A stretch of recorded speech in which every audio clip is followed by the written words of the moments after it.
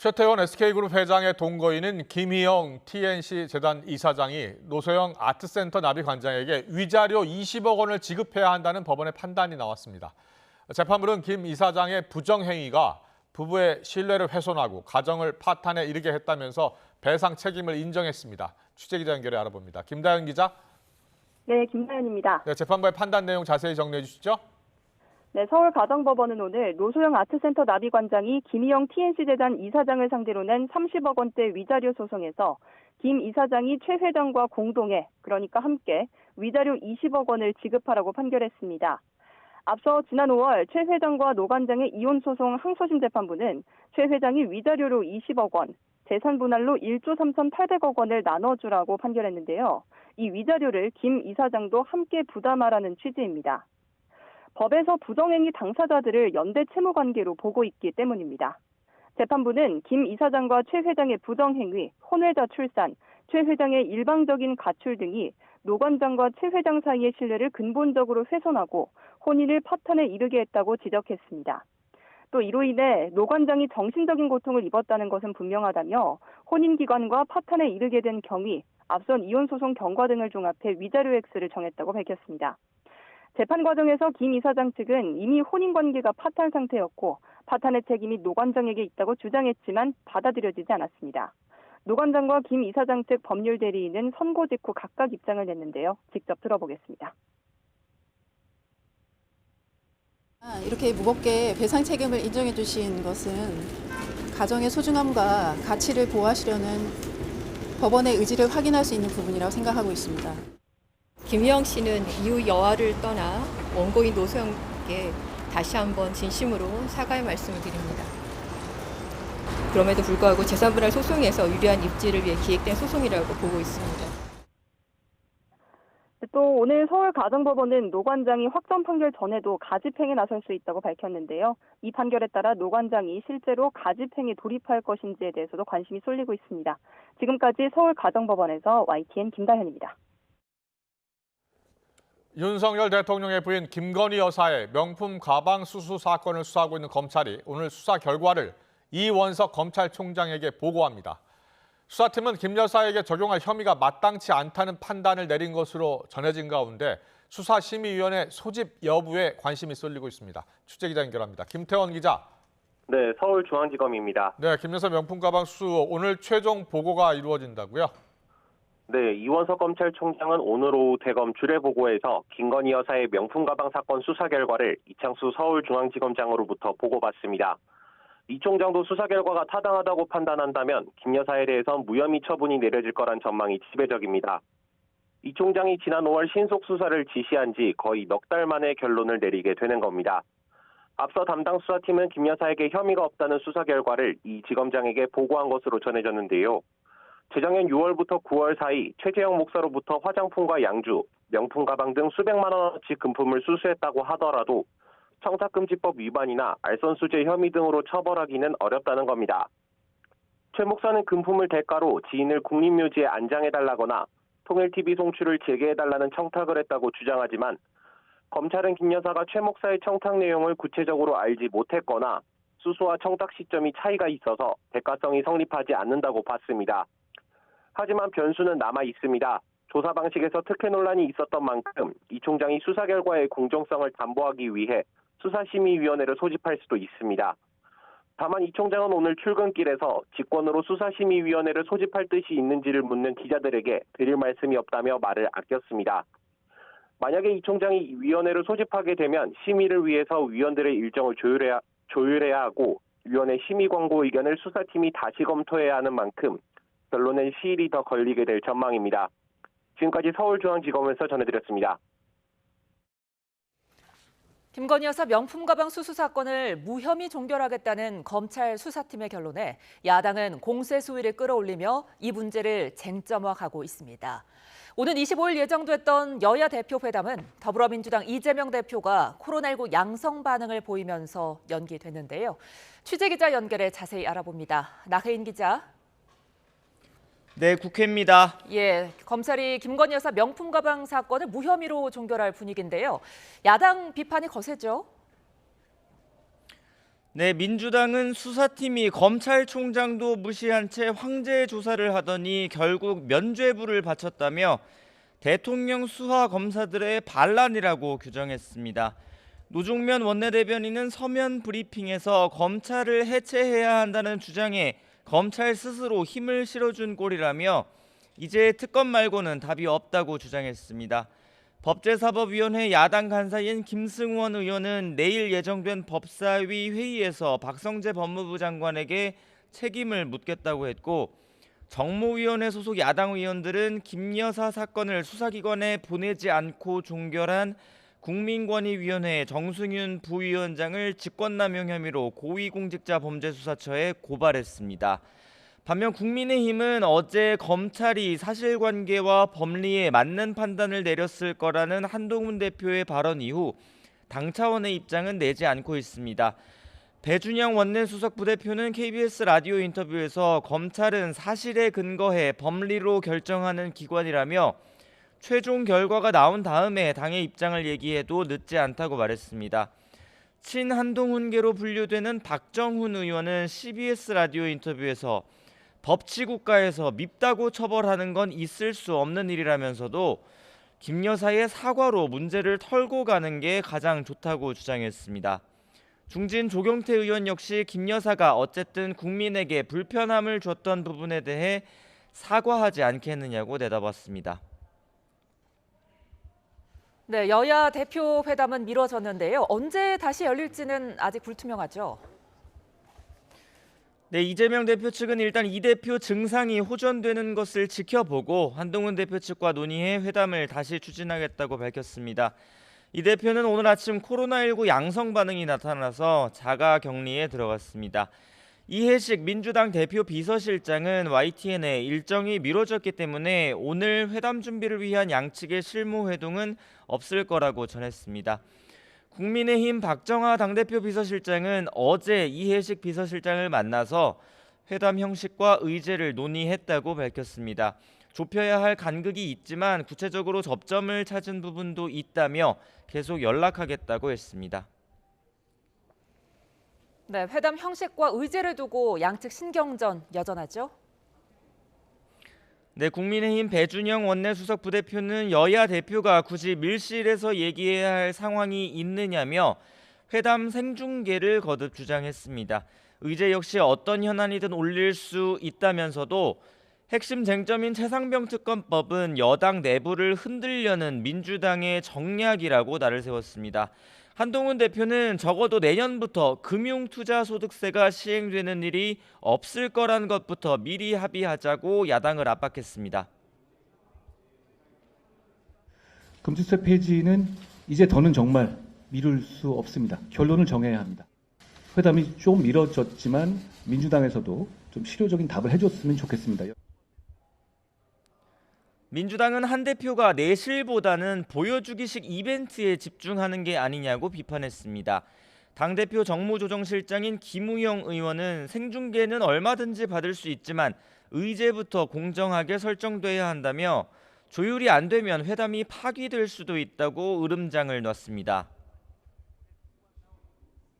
당 안에서의 정부 여당 내에서의 헤게모니, 그 용산과의 어떤 관계, 그런 측면에서 자기 주도성을 못 갖고 있는 것 같아요.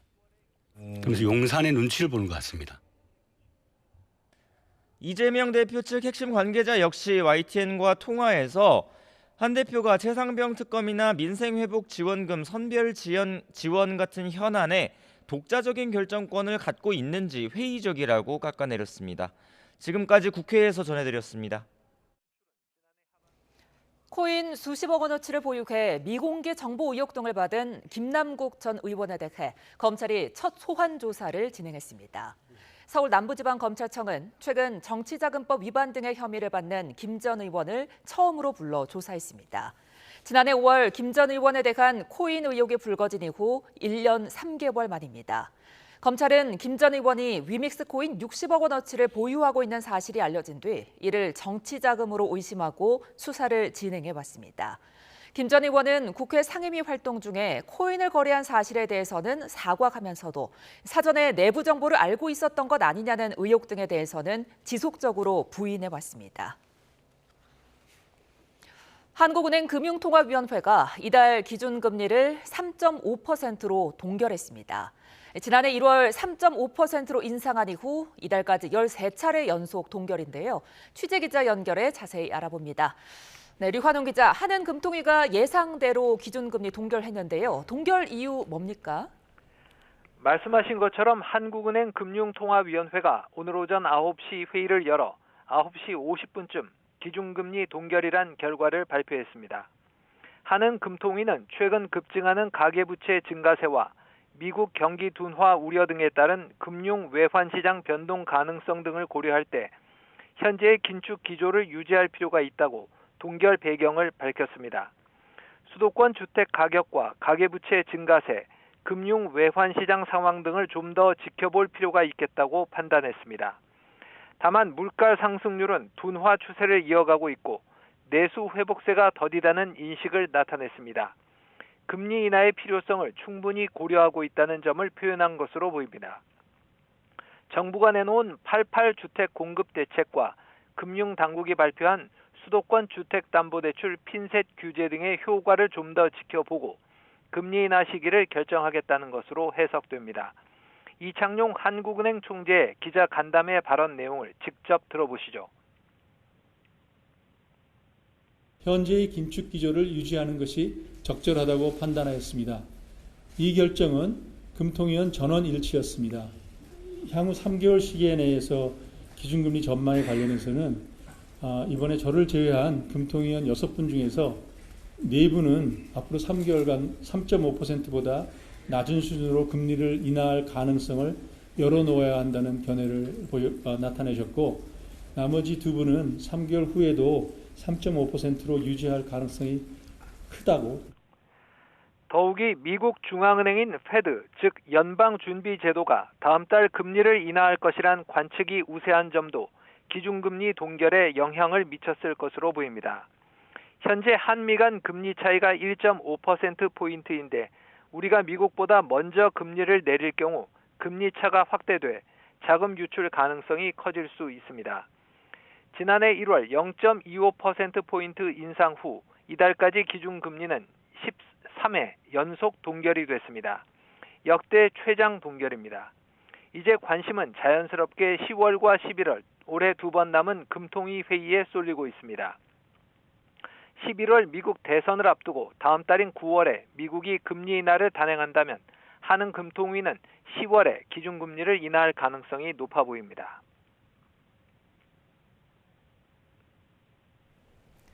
예, 한은이 기준금리 동결과 함께 올해 경제 성장률 전망치를 하향 조정했는데요. 이 배경은 무엇입니까? 고금리 장기화에 따른 내수 침체가 주된 원인으로 보입니다. 지난 1분기 우리 경제가 1.3% 깜짝 성장을 했지만 내수 부진 탓에 2분기엔 0.2% 역성장을 했습니다. 반도체를 중심으로 수출은 지난해 하반기부터 호조세를 나타내고 있지만 수출 호조세의 온기가 아직 내수까지 미치지 못하고 있습니다. 한은은 그러나 3분기 이후 내수가 회복 흐름을 보일 것으로 전망했습니다. 기업 실적 개선에 따른 임금 상승률 확대와 물가 상승률 둔화 등으로 가계의 소비 여력이 개선되면서 민간 소비 회복 속도가 점차 빨라질 것으로 예상했습니다. 다만 높은 가계부채 수준은 민간 소비 회복에 구조적인 제약 요인이 되고 있다고 봤습니다. 내수를 확실히 뒷받침하기 위해선 금리 인하가 필요하다고 정부와 전문가들은 지적하고 있습니다. 한은도 다음 달 미국이 금리 인하를 하면 그 이후인 10월이나 11월 2번 남은 금통위 회의 때 한 차례 이상 금리 인하를 할 가능성이 커 보입니다. 한은이 올해 소비자 물가 상승률 전망치를 2.6%에서 2.5%로 하향 조정했는데 이는 올해 하반기 금리 인하를 염두에 둔 조치란 분석이 나오고 있습니다. 그만큼 다음 금통위 회의 때 금리 인하 가능성이 커진 것으로 해석이 됩니다. 지금까지 YTN 류환홍입니다. 대통령실은 한은금통위의 기준금리 동결 결정과 관련해 아쉽다는 입장을 밝혔습니다. 대통령실 고위 관계자는 금리 결정은 금통위의 고유 권한이지만 내수 진작 측면에서 보면 아쉬움이 있다고 말했습니다. 대통령실 관계자가 금리 문제를 언급한 것은 이례적으로 정부 내부에서는 물가가 안정세를 보이는 만큼 기준금리를 내리지 않을 이유가 없다고 보는 거로 알려졌습니다. 뉴질랜드에서 교통사고로 한국인 3명이 숨지고 1명이 크게 다쳤습니다. 이들은 한국의 스키팀 소속으로 전해졌는데요. 취재기자 연결합니다. 박영진 기자. 네, 국제부입니다. 예, 당초 국가대표 선수들이 사고를 당했다 이렇게 전해지기도 했는데요. 피해자 신원이 확인됐습니까? 네, 피해자들의 정확한 신상이 파악되지는 않았습니다만 일단 국가대표 선수들은 아닌 것으로 확인이 됐습니다. 사고 발생 시간은 현지 시간 21일 오후 3시 15분쯤입니다. 뉴질랜드 아우라키 인근 한 고속도로에서 승합차와 마주오던 차량이 충돌하는 사고가 발생했습니다.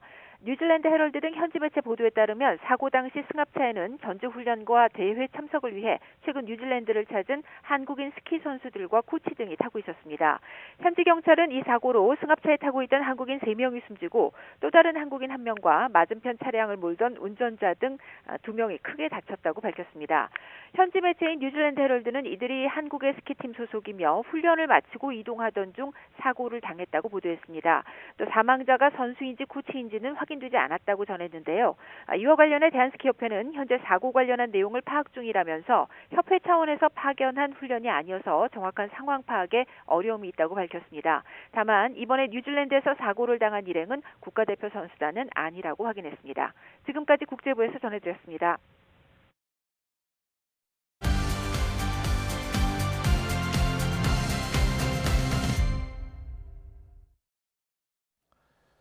김건희 여사 명품 가방 수수 의혹을 수사해온 검찰 수사팀이 무혐의 결론을 내린 것으로 전해진 가운데 오늘 이원석 총장이 보고를 받습니다. 여야 공방은 이틀째 이어졌습니다.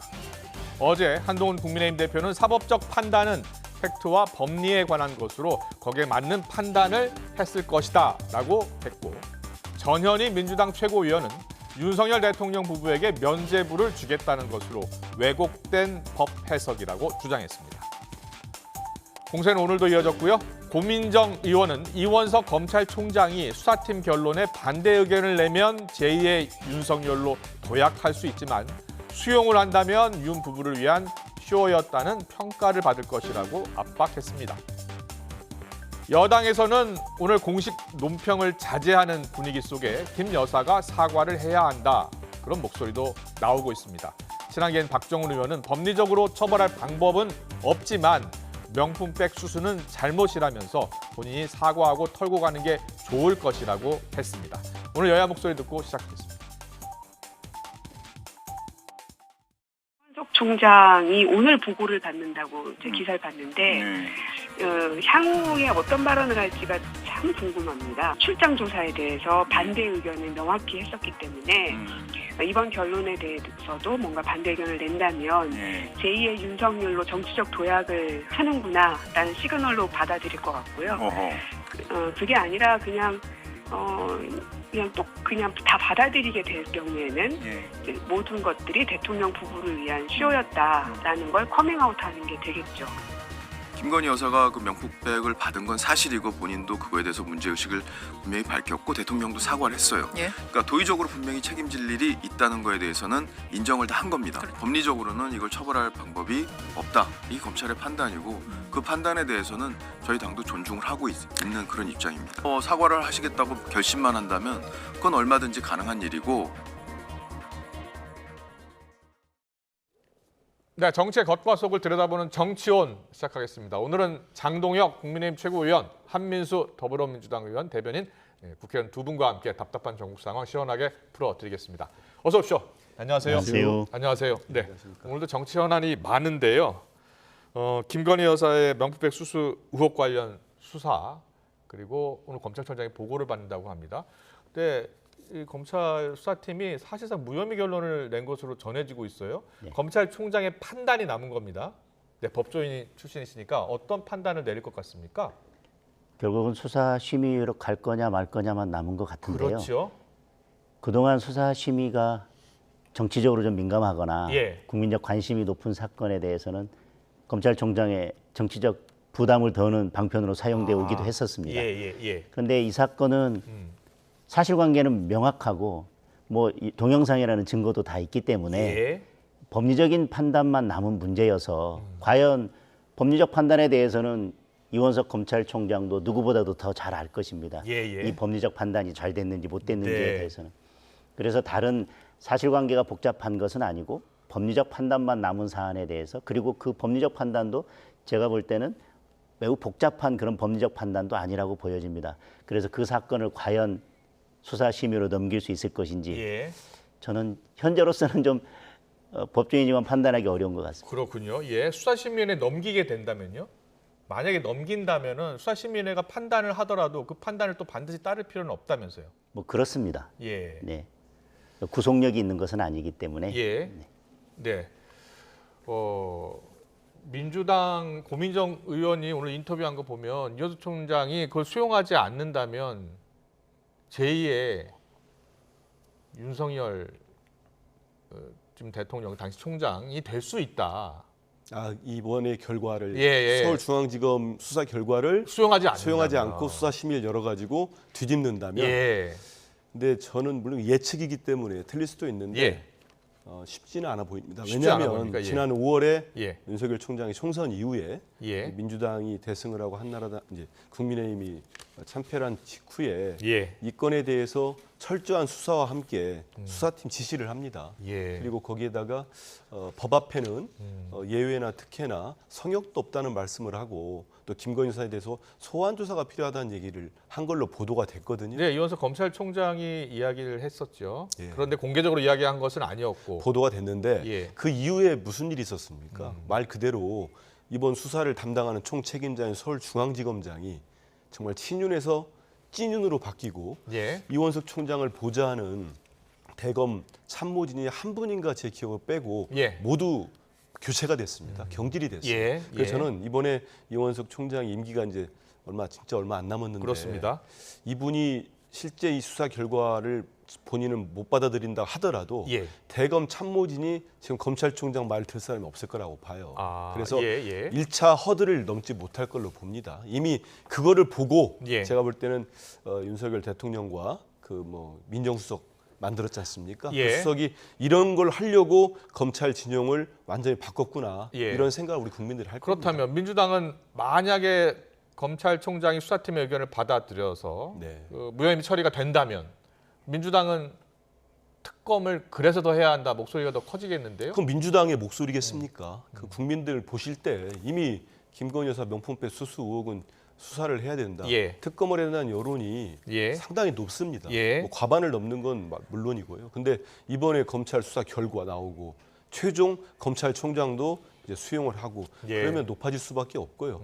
그 앞서 가지고 저는 우리 국민들 사이에서 이제 윤석열 대통령은 법과 원칙, 공정과 상식 이런 말씀 입에 안 올렸으면 좋겠어요. 예. 이 건으로 더 이상 올릴 수 없어졌다는 얘기하고 예. 우리 국민들 시청자들 어렵게 생각하실 것 같아서 간단한 예 하나 드려드리겠습니다. 예. 만약에 윤석열 대통령 자리에 문재인 대통령을 넣고 네. 김건희 여사 자리에 김정숙 여사를 넣어보십시오. 그리고 김정숙 여사가 300만 원짜리 명품백을 받았습니다. 예. 영상도 있고 윤석열 검찰이 이런 결론 냈겠습니까? 이것만 생각하시면 됩니다. 알겠습니다. 잘 들었습니다. 근데 장정현 최고위원은요? 예. 결론의 당부와는 상관없이 예. 이 결론이 맞았다 아니다 법리에 관한 것은 저는 따로 말씀드리지는 않겠습니다. 네. 제가 이 사건을 정확하게 아는 것도 아니고 기록을 본 것도 아니기 때문에. 근데 말씀드린 것처럼 이 사건은 증거나 사실관계는 명확하고 예. 영상도 있고 법리 판단만 있기 때문에 네. 이 검찰의 판단에 대해서 수사심의위원회가 열리든 안 열리든 예. 검찰의 판단에 예. 대해서는 법조계든 야당이든 언론에서든 나중에 그 판단이 맞는지 틀린지는 충분히 비판이 가능할 겁니다. 예. 근데 법리만 남은 사안을 가지고 특검으로 가는 거는 특검 제도의 일반적인 취지에는 맞지 않는다는 말씀을 드리겠습니다. 예.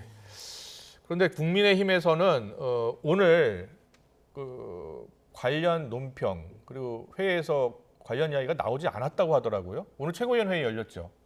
예, 최고위원회 열렸습니다. 최고위원 내에서는 이 김여사 명품백 수수 의혹 관련에서는 전혀 이야기가 안 됐습니까? 그것보다는 원래는 25일 있을 예. 대표 회동 관련된 대표회담. 것들이 예. 이제 주된 거였고 그에 대한 발언들을 준비했다가 그 직전에 이제 예. 다른 이유로 장도철 의원님께서 발언 준비했다 못하셨죠? 예. 그런 것들로 인해서 뭐 이에 관한 오늘 따로 발언들은 없었습니다. 알겠습니다. 그런데 그 검찰 결론과는 별개로요. 국민의힘 내에서 김 여사 사과의 필요성에 대한 목소리가 오늘 조금씩 나오고 있더라고요. 제 기억이 맞다면 예. 전당대회 과정에서 당대표 후보로 나온 네 분이 OX에서 사과가 필요하냐라고 해서 네 분 다 사과가 필요하다고 밝혔던 것 같고 그 이후에도 지금 여러 의원님들께서도 뭐 그런 의견을 내고 있는 것 같습니다. 수사 결과와 관계없이 당 내에서 그런 의견이 있고 또 국민들께서도 그런 점들을 바라보고 계신다는 점들을 뭐 대통령실에서도 고려하고 있지 않을까 생각합니다. 장도영 최고위원 개인적으로 생각은 어떠세요? 지금 이것이 법리적으로는 이렇게 뭐 마무리가 될 수도 있습니다. 뭐 수사심의위원회 가든 안 가든. 그런데 국민들 눈높이에 맞추어서 국민들께서 지금 여러 뭐 우려했고 또 실망했던 점들이 있기 때문에 그에 맞는 입장 표명은 있어야 된다고 생각을 합니다. 지금 검찰의 최종 결론은 이제 잠시 뒤에 나올 텐데요. 그 검찰의 주장에 대해서 전현희 최고위원은 윤 대통령 부부의 면죄부를 준 것이 아니냐라고 이야기를 하고 있고요. 법 해석을 왜곡했다라는 주장이에요. 어떤 점에서 그런 거예요? 저는 뭐 법조인은 아닙니다만 일반 국민적 상식을 봐도 남편이 고위공직자입니다. 특히 우리나라 최고의 공직자 아닙니까? 공직자 부인이 명품백을 수수했습니다. 설사 그 법 안에서 배우자 처벌 규정이 없다 하더라도 청탁금지법에 배우자 처벌 규정이 없다는 거죠? 그 김영란법에 없다 하더라도 지금 상식적으로 보고 법 해석을 다리한다면은 이 받았다는 걸 안다면 그 고위공직자는 신고를 해야 됩니다. 근데 윤석열 대통령이 이 김건희 여사가 명품백을 받은 다음에 신고한 게 있었습니까? 뭐가 있었습니까? 지금까지 대통령실에서는 정말 허황되게도 이 명품백, 디올 명품백을 대통령 기록물이라고 그런 억지 궤변까지 했었습니다. 그래서 어디에 보관돼 있냐 말을 못해요. 그러다가 이번에 최근 들어서 가지고는 김 여사는 바로 반환을 지시했는데 행정관이 깜빡해서 지금까지 반환을 못했다. 이런 것들이 국민들로 하여금 아까 좀 전에 나왔던 김건희 특검법 명품백만 들어있는 게 아닙니다. 더 필요성이 높아지는 거예요. 그 안에는 저희들이 처음에 냈던 특검법에는 도이치모터스 주가 조작 의혹 특검법이었습니다. 근데 이 역시 대통령께서 그 우리 헌정사에서 87년 이후에 어느 대통령이 본인과 본인의 배우자나 가족들이 연루된 혐의에 대해서 특검법을 거부권 쓰는 대통령이 어디 있습니까? 근데 거부권 썼고 그래서 이번에는 명품백 수수 의혹 그리고 계속되고 있는 뭐 인사 개입 의혹이랄지 이런 걸 모두 포함시켜서 저희들은 김건희 여사 특검법을 발의하고 국회에서 통과시킬 생각입니다. 알겠습니다. 그래서 민주당이 특검법을 발의하고 또 반드시 본회의에서 통과시키겠다는 거예요? 국민의힘에서는요? 저희들은 뭐 도이치모터스 그리고 지금 이 문제 조금 전에도 제가 이건 법리의 문제만 남는 것이기 때문에 특검이 적절하지 않다는 말씀을 드렸고 주가 조작 문제에 대해서는 뭐 법사위에서뿐만 아니라 우리 당이 국민의힘에서 그동안 계속해서 특검이 적합하지 않다라고 하는 계속 말씀을 드렸습니다.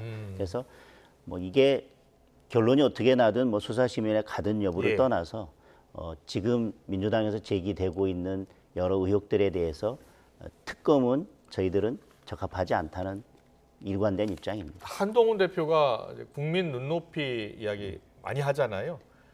명백 수수 의혹 최종 이제 검찰에서 결론 무혐의로 낸다면 국민 눈높이 관련해서 어떤 입장을 밝힐까요?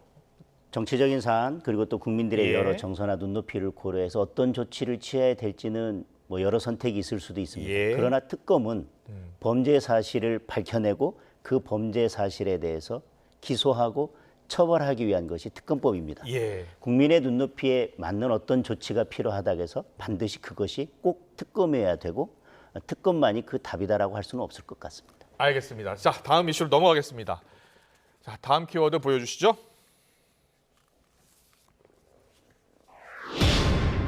네, 다음 키워드는 연기입니다. 앞서 저희가 주요 뉴스로 전해드렸는데요. 오늘 일요일 예정이었던 여야 대표 회담이 이재명 대표의 코로나 확진으로 미루어졌습니다. 여야 목소리 듣고 오겠습니다. 이번 일요일로 저희가 약속했던 저와의 여야 대표 회담을 코로나 증상이 생기셨다는 말씀을 하시면서 부득이 연기할 수밖에 없다라는 말씀을 전해 오셨는데요. 이재명 대표님의 쾌유를 바랍니다. 시간이 더 생긴 만큼 더 충실하게 준비해서 민생을 위한 회담, 정치 복원을 위한 회담, 정쟁 중단을 선언하는 회담이 이루어지기를 기대합니다. 저희도 잘 준비하겠다는 말씀드립니다. 본인들의 속내는 그동안 주장해왔던 것처럼 제3자 특검이나 이런 걸 통해서 진실을 규명해야 할 입장이지만 용산과의 관계 설정에서 65% 가까운 지지를 받고 당대표가 되는 그 순간까지는 어느 정도 용기가 있었을지 모르겠지만 지금의 한국은 그렇지 않은 것 같습니다. 실무적으로 회담에서의 어떤 그 성격과 내용, 의제 조율이 안 되면 파기될 수도 있는 것이 뭐든지. 정무조정 실장이 마지막으로 실무적으로 회담에서 성격 내용, 의제 조율이 안 되면 파기될 수 있는 것이다라는 표현을 해서 의제 조율이 지금 어려운가요? 원칙적인 김용 실장 얘기한 거라고 봐야 되겠죠. 얘기예요? 그거는 뭐 어느 회담이나 일단 최종 조율이 안 되면 안 되는 거 아니겠습니까? 근데 지금 보면은 의제에 대해서는 저는 최혜병, 해병대원 특검법 문제가 걸려 있습니다만 민생이랄지 지금 한동훈 대표님 말씀을 들어봐도 민생 부분이랄지 이런 거는 쉽게 의견이 모아질 수 있다고 봅니다. 보기 때문에 저는 의제 조율 문제는 지금 양당 또 비서실장 간에 계속적인 접촉이 있는 걸로 알고 있어요. 그렇습니다. 무엇보다 중요한 거는 양측의 신뢰 같습니다. 실무회담 자체도. 왜 이런 말씀을 드리냐면 저는 오늘 아침에 제가 그 모 종편에 이제 전화 인터뷰를 하는데 제가 내용을 알면서도 그분들께 지금 이 자리 위해서 미안하다고 말씀드리고 싶은 게 어제 두 분이 만난 걸 제가 알았어요. 알았는데 차마 얘기할 수가 없더라고요. 왜냐하면 박정하 실장하고 이해식 실장, 비서실장입니다. 왜냐하면 이게 언론에 또 공개되면 안 되는 게 좋겠다. 그랬군요. 이거를 우리 이해식 실장이 말씀하시기로 했는데 이제 박정하 실장이 공개를 해서 저도 뭐 얘기를 할 수 있죠. 이런 말씀 드리는 이유가 뭐냐면 TV 생중계 문제 이런 겁니다. 왜냐하면 그게 양쪽의 실무회담에서 정말 어느 쪽이 제안을 하던 실제 테이블에 놓고 진지하게 의제와 함께 형식, 뭐 절차 이런 걸 어떻게 할 거냐 배석자부터 해가지고 그런 게 논의가 되면 되는데 갑작스럽게 그냥 TV 생중계 전체 다 하자고 불쑥 던지면은 이게 뭐지 보여주기 쇼로 하자는 거야? 이런 뭐 진정성이 많이 떨어지는 겁니다. 그래서 제가 이 말씀 드린 이유가 있는 겁니다. 그래서 이 정말 오랜만에 열리는 여야 당대표 회담이기 때문에 양측이 모두 신중하게 접근할 필요가 있다는 생각이 알겠습니다. 듭니다. 이재명 대표는 코로나 확진 받았잖아요. 지금 건강 상태는 어떠세요? 일단은 뭐 치료제도 받아야 되고 지금 이제 집안에 좀 쉬고 계시고 그런 생각으로 알고 있습니다. 그래요? 그럼 다음 주 후반으로 미뤄진다는 이야기가 있던데요. 다음 주 후반쯤 가능할 것 같습니까? 그게 좀 우리 방역 수칙에 따라 가지고 그 기준이 있는 것 같습니다. 지금 뭐 건강은 나쁘진 않으신 것 같은데 거기에 따라서 가려를 하시고 나면은 뭐 다음 주 중반에는 양당 간에 실무협상이 잘 되면은 있지 않을까 싶습니다. 원래는 오늘 평산 봉화 갈 예정이었잖아요. 그것도 연기가 된 거죠? 그렇죠. 원래 이제 문재인 전 대통령이 예방하게 돼 있었는데. 맞습니다. 그것도 코로나 확진으로 다 양해를 구했고 당 대표 회담도 지금 연기가 된 그런 상태입니다. 알겠습니다. 이 생중계 이야기 잠깐 장동혁 최고위원께 여쭤볼게요. 처음부터 끝까지 다 생중계로 하자라는 제안이었나요? 아니면 어떤 제안이었어요? 구체적으로? 저는 처음에 제안했을 때는 전체를 생중계하자는 내용이었을 것입니다. 그런데 그것이 반드시 회담의 전제 조건도 아닐 것이고요. 민주당이 동의한다면이라는 그러니까 조건이 어느 있었죠? 아젠다까지 뭐 공개할지 여부에 대해서도 저는 협상 결과에 따라서는 충분히 협상의 여지는 있다고 생각합니다. 그런데 이재명 대표께서 영수회담과 대표회담을 제안하시면서 이런 말씀을 주셨습니다. 정치의 가장 큰 책무는 바로 국민의 삶을 보살피고 희망을 만드는 것입니다. 정치를 살려 국민께 희망을 드려야 한다. 그래서 영수회담도 제안하셨고 대표회담도 제안하셨습니다. 그래서 많은 국민들께서 기대하셨을 겁니다. 이번 대표회담을 통해서 정말 민생이 정말 다시 살아나고 정치가 복원돼서 좀 국민들께 희망을 주는 그런 국회가 됐으면 좋겠다라고 하셨을 텐데 어쨌든 뭐 코로나로 인해서 일단은 25일 날은 열릴 수 없게 됐는데 안타깝게 생각하고요. 그다음에 형식과 관련해서도 이재명 대표가 2023년 6월 7일 작년 2월 7일 날 김기현 대표에게 정책 대화를 제안하시면서 이런 말씀을 주셨습니다. 여야 대표가 비밀리에 할 얘기도 있겠지만 예. 국민의 삶이 어려운데 뭐 굳이 비공개로 만나며 노력하는 척만 한다는 건 동의하기 어렵습니다. 네. 이런 말씀을 주신 적도 있습니다. 근데 저는 반드시 공개돼야 된다, 비공개돼야 된다라는 것보다는 어느 정도 의제가 합의가 되면 예. 그 형식 때문에 내용이 막히는 일은 없었으면 네. 좋겠다. 이런 작은 형식 때문에 국민의 민생이, 국민의 삶이 막히는 일이 없도록 뭐 여야 대표께서 그리고 예. 또 실무 협상을 하는 분들께서 좀 잘 협상을 하셔서 좀 정치가 국민의 삶을 되살려내기를 바라겠습니다. 네. 뭐 여야가 다 같은 생각인 것 같아요. 민생은 여야 대표가 다 강조하고 있는 것이고요. 여야가 또 싸울 것은 싸워야 되겠습니다만 민생을 먼저 챙기고 이렇게 경쟁을 하고 또 싸울 건 싸웠으면 좋겠습니다. 그런데 지금 핵심 쟁점 중에 하나가 제3자 최상병 특검 아니겠습니까? 그렇습니다. 이와 관련해서 민주당에서는 한동훈 대표가 후보 시절에 스스로 발의를 제3자 특검법 대표가 되면 당론으로 발의하겠다라고 밝힌 만큼 사실은 이번 주까지 발의를 하라는 입장이었거든요. 근데 국민의힘 상황은 지금 상당히 이게 원내대표 사안이기 때문에 바로 추진하기 어렵고 과정과 절차가 필요하다라는 입장이더라고요.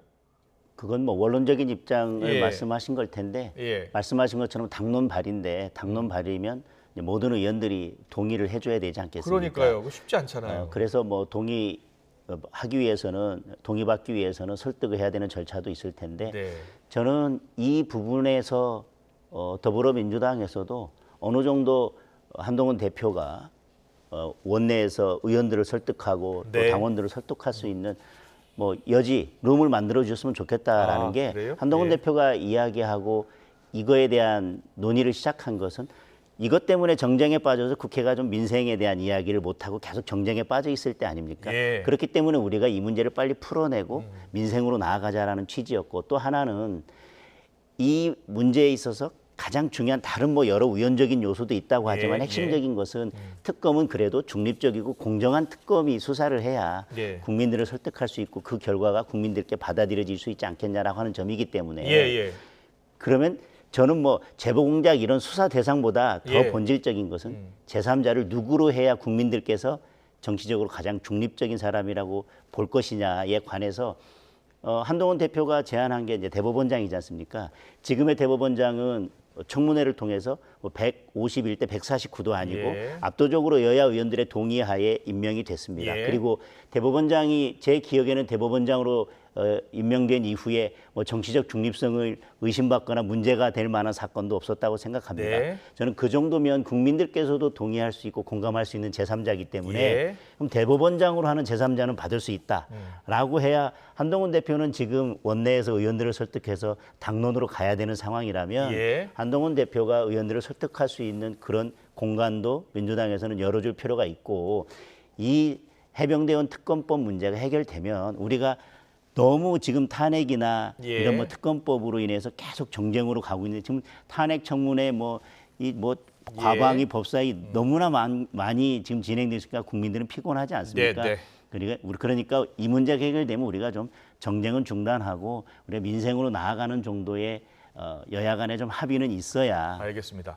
국민들 그리고 원내 설득이 가능하지 않을까 싶습니다. 그런데 최혜병 특검법 제3자 특검법은 친윤계 의원들의 설득이 중요하겠지만 대통령실 역시 좀 설득해야 될 필요가 있는 게 왜냐하면 대통령실의 주장은 공수처 수사 결과가 나오고 윤 대통령도 직접 언급을 했습니다. 납득하지 못할 경우에는 대통령 본인이 특검을 신청하겠다라고 했잖아요. 그러니까 공수처 수사 결과가 아직 나오지를 않았어요. 그 상황에서도 한동훈 대표는 필요하다. 공수처 수사 결과 발표 여부와 상관없이 필요하다는 입장이죠. 저는 이 특검을 추진하려고 하는 것은 야당에서 추진하려고 하는 것입니다. 그래서 어떤 결과가 나왔을 때 대통령실에서는 이만하면 됐다라고 하더라도 저는 야당에서 받아들이기 힘들 거고요. 그래서 결국은 그 결과를 보고 더 이상 특검이 필요 없다라고 하는 것은 야당이 동의해야 되는데 지금 당장 예를 들면 뭐 김건희 여사 명품백 사건에 대해서도 검찰의 결과에 대해서 이러니까 지금 특검으로 가야 된다라고 하지 않습니까? 그 법리나 그 내용에 대해서 자세히 들여다보기 전에 그래서 저는 뭐 이게 공수처에서 어떤 결과가 언제 나올지는 모르겠지만 필요하다면 지금이라도 논의는 할 수 있다고 생각하고 그게 한동훈 알겠습니다. 대표의 입장이라고 생각합니다. 예, 한민수 대변인께 물어보겠습니다. 지금 장도영 최고위원의 주장은 지금 한동훈 대표가 좀 시간이 필요한 것 같다. 이렇게 이야기해주고 좀 민주당이 좀 도와줬으면 좋겠다는 취지로 이야기하고 있는 것 같아요. 제 얘기할 차례 된 거죠. 네. 길게 말씀하셨는데 네. 더 이상 민주당이 한 대표한테 어떻게 룸을 더 열어줍니까? 한번 보십시오. 우선 저는 규정은 해병대원 특검법은 정쟁의 소지가 전혀 없습니다. 예. 아니 나라의 국방의 의무를 하기 위해서 우리 젊은 병사가 가서 예. 억울한 죽음을 당했는데 그 사건을 제대로 수사하려는 해병대 단장은 수사단장은 항명죄로 재판을 받고 있고 예. 이런 상황에서 수사 외압의 실체가 뭐냐 진실이 뭔가를 밝히기 위한 특검법이 왜 정쟁 법안입니까? 이거야말로 민생 법안이죠. 예. 그리고 국민들이 해야 된다고 말씀드리는 법안입니다. 특검 예. 법안입니다. 예. 그렇기 때문에 정쟁은 아니라는 말씀을 꼭 드리고 그리고 그러지 않습니까? 한동훈 대표께서 지난 당대표 캠페인 기간에 6월에 출마 선언을 하시면서 국민들이 최혜병 특검법을 원한다. 예. 그래서 제3자 추천하는 특검법을 맞습니다. 필요하다고 했습니다. 예. 그래서 이번에 그 6월 달에 한 겁니다. 7월 23일 날 당대표가 되셨어요. 그리고 또 한 달이 또 지났습니다. 지금까지 많은 시간이 지났습니다. 2달이 지났습니다. 그러고도 발의를 안 하세요. 예. 그리고 당내에서는 이상한 얘기들이 나오고 있어요. 상황이 바뀌었다 이런 얘기 나오고 있는 상황 아닙니까? 예. 그래서 우리 민주당에서는 좋습니다. 그러면 제3자 추천한 한 대표가 제안하신 거 받겠습니다. 그랬어요. 예. 그때 또 뭐가 나왔습니까? 무슨 제보공자 의혹인지 뭔지를 예. 또 붙이자고 했어요. 뭐라고 했습니까? 우리 당대표가 또 받겠다고 했습니다. 예. 그럼 뭐 어떡하라는 얘기입니까? 그러면 이제 발의를 하세요. 발의를 하셔가지고 우리도 지금 또 발의한 법안이 있습니다. 예. 그러면 국회라는 게 뭐 우리 장 최고님 잘 아시지만은 다 올려놓고 논의를 하면 됩니다. 예. 그렇기 때문에 지금 뭐 민주당이 해병대원 특검법에 있어서 뭐 정해지지 않거나 아니면 다른 주장을 하기 때문에 추진되지 않고 있다. 이거는 저는 사실과 다른 얘기고 예. 현재로서는 이제 한동훈 대표께서 결단을 하고 그리고 국민의힘에서 당론으로 특검법을 발의를 하면 됩니다. 예. 그럼 논의를 해가지고 여야 합의로 처리하면은 바로 특검에 들어갈 수가 있습니다. 예. 그럼 진실이 밝혀집니다. 이번 박찬대 원내대표가 이번 주까지 한동훈 대표가 특검법 제3특검법 발의를 하면 좋겠다라고 했잖아요. 그런데 이번 주에 발의를 만약에 못 한다면 발의할 수 없는 상황이고 하지 않는다면 민주당은 어떻게 대응할 생각입니까? 저희들이 일단 제3자 특검법을 수용하겠다고 입장을 밝혔고 예. 한동훈 대표나 국민의힘이 원하는 특검을 받겠다고 한 거 아닙니까? 예. 그러면 지금이라도 서둘러서 발의해 주시길 바라고 하루 이틀 늦다고 저희들이 또 그거 잘못됐다 뭐라 하겠습니까? 예. 빨리 서둘러 주십시오. 하나만 짚고 예, 넘어가겠습니다. 말씀하세요. 정확한 입장은 저는 잘 모르겠습니다. 네. 이재명 대표가 수락연설에서도 뭐라고 말씀하셨냐면 민주당 아니 나는 아직도 최선이라고 생각한다고 예, 말씀하셨고 예.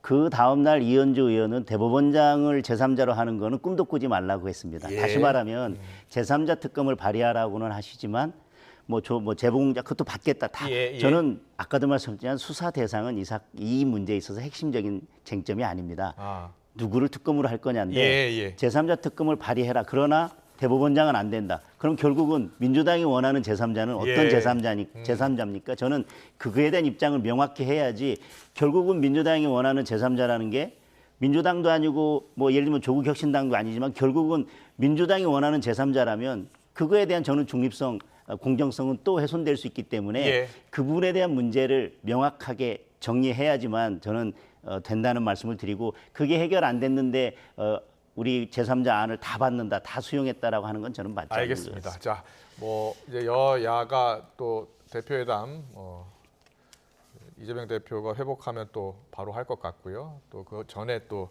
협상이 있으니까요. 더 지켜보겠습니다. 다음 키워드 넘어갈게요. 네, 다음 키워드는 선인장인데요. 이재명 대표가 연임 후 처음으로 조국 혁신당의 조국 대표를 예방했습니다. 조국 대표가 이 대표에게 선인장을 선물했죠. 어떤 의미가 담겨 있을까요? 직접 듣고 오겠습니다. 선인장을 보낸 거는 난 관리도 더 쉽지 않고 더 중요한 거는 선인장이라는 꽃이 다 아시다시피 사막이라는 매우 열악한 조건, 겁나는 조건에서 그걸 이겨내고 꽃을 피우는 식물 아니겠습니까? 그래서 이재명 대표님께서 그렇게 대실한 뜻으로 제가 제 마음을 담아서 국정기조를 바꾸는 데 있어서 이재명 대표님과 제가 그리고 민주당과 혁신당이 찰떡궁합으로 헤쳐나가도록 하겠습니다. 그 점에서 저는 좀 추후에 의심을 하지 않고 일단 좀 말씀드리고요. 조국 혁신당과 우리 민주당의 관계는 우리 조 대표님께서 적절하게 표현해 주셨는데 협력적 경쟁 관계, 경쟁적 협력 관계 이렇게 표현할 수도 있을 것 같고 또 선인장 선물 하시길래 저야 진심을 너무 잘 알죠. 말씀하지 않으셔도 이거 가지고 혹시 찔리라고 했다고 뭔가 또 왜곡하지 않을까 약간 걱정을 했는데 그걸 빨리 설명을 해주셔가지고 더 이상 이제 왜곡은 없어서 다행입니다. 우리는 동지다. 화기애애한 모습인데요. 보통 이제 난을 선물하는데 그렇죠. 선인장은 또 선인장 선물하는 거 보셨어요?